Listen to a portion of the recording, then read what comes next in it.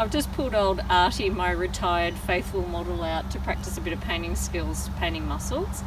And while I was doing it, I was starting to think about how most people don't understand the correlation between pressure on muscles from saddles and the horse's ability to either go on the bit or stopping it from going on the bit.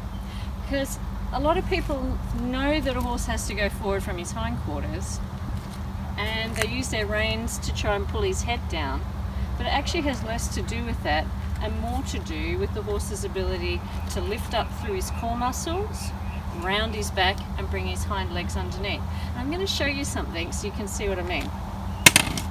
Hopefully Artie will do it for us. So at the moment he's a retired horse with his tummy hanging down, and that disengages his hindquarters and lifts his head up. Now when I give him a tummy lift, you'll see, watch his head.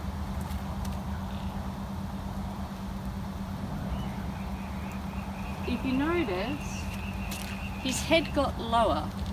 So it's actually the horse being able to engage his tummy, round his back, that brings his hind leg underneath and lets his head and neck drop down on the bit. But the opposite happens as well. When he's got incorrect pressure from the saddle on his back, especially on the trapezius muscle here and on the back of his shoulder blade, it causes him to contract, lift his head up, and rotate his pelvis forward and bring his hind legs out behind him. Practice it yourself.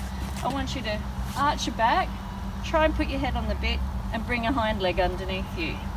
And now do the opposite. Round your back, you'll notice your head can go down and you can bring your leg further forward underneath you.